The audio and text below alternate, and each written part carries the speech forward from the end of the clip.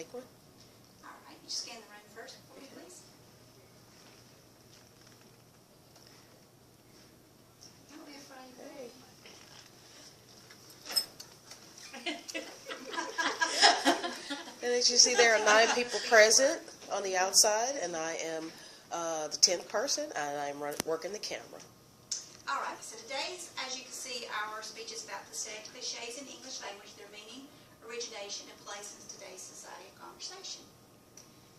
The prevalence of cliches in our everyday life is probably a little more prominent than you actually believe they are. We actually can ask ourselves such questions as how much do they contribute to the actual meaning or relevance to our conversations? When are they deemed appropriate or inappropriate? And are their meanings easily understood or interpreted?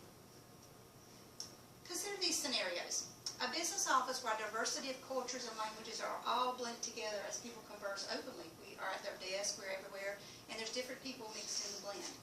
2 people who spend all day surrounded by a bunch of animals and a doggy daycare.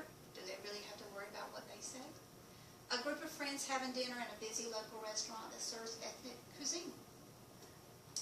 Have we really evolved? The evolution of the English language has allowed us to use all kinds of phrases in our daily language to help us actually enhance our conversation. We find cliches acceptable most of the time because situations add humor to our conversations. So what does that mean? How many times have you heard an actual statement and you thought, what does that mean? If you're working in a melting pot like we do here at Fayetteville, you would know a lot of people from different cultures and they're like, don't really know what that means. So they have subliminal messages, and these phrases are actually not supposed to be taken literal, but more figurative for what they mean. The following information is to allow us to actually interpret, explore, and to possibly understand what some of these phrases are, and we still use these in the American conversations today. We hope to find humor in some of them, and also be able to understand how their translation has actually evolved into our English language. It costs an arm and a leg. So who's ever heard that expression? I've heard that expression. Never knew what it meant until today. In history, early painters actually charged you based on what they painted. The larger portraits cost more than the smaller portraits. So if you got a portrait with head and body, it was a lot less expensive than having the full body, so it cost you an arm and a leg. Oh, that's kind of interesting. And the meaning is to cost you a large or exorbitant amount of money. Bite the bullet. I chose this as a clinical, one of our clinical things because we are in the medical field and I wanted to actually speak to my audience today. But during battle on the fields out there, they didn't have time to do anesthesia to calm the patient's pain. They would give them an actual bullet to bite, and that was to help them actually distract themselves from having to think about their pain. So it means in our language to accept something as unpleasant or difficult. We bite the bullet a lot. Break the ice. In history, before trains, before cars, everything was traveled by water. And water froze. The earth has always been an evolving ice melting.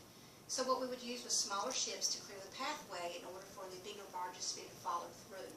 That formed a friendship or a kinship to actually form a relationship, and so now it means to initiate a friendship. Don't throw the baby out with the bath.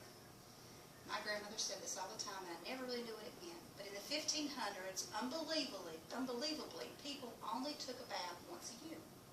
And they had this large tub of water, and it started with the actual eldest first, which is probably the father, lucky him. He got to bathe first, and we bathed everybody in the family all the way down to the smallest child last. And the water would be very murky, very dirty, probably very cool, but mother was always supposed to be paying very careful attention that she didn't toss the baby out with the bath because of the dirty water.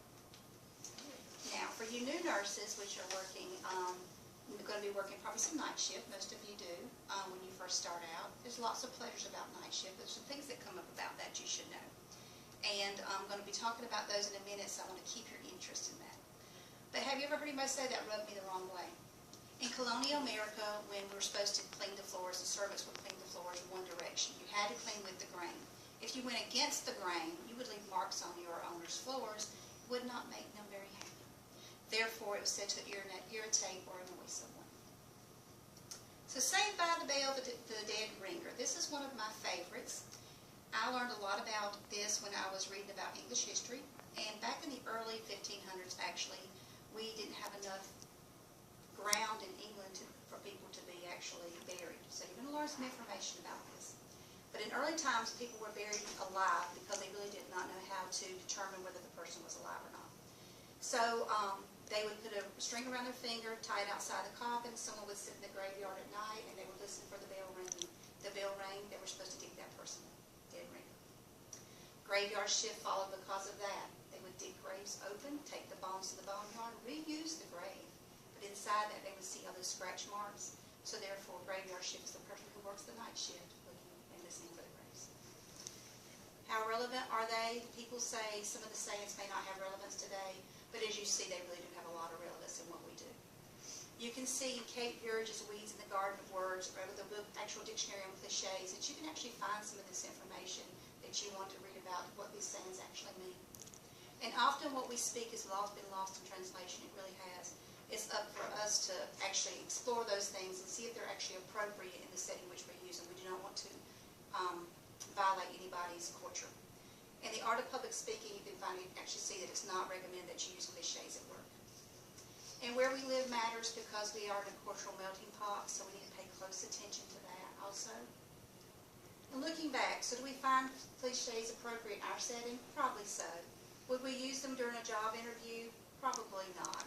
And should we use them in public speaking? Yes. Do we find humor in using them? Yes as well. So just relax. The potential for us to actually use cliches every day is likely, but laughter is often the best medicine. And the next time you hear someone say, back to the salt mine, or step it up to the plate, it means get back to work and do it now. Thank you very much. I could take some questions now.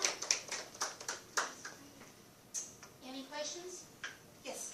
What made you choose these cliches that you selected? I was raised in this area, and I was raised on cliches. I never knew what they meant. And when you get into a profession like we have, it was always, should I be saying that or not? I had to be kind of aware of what I was saying and not saying. Yes.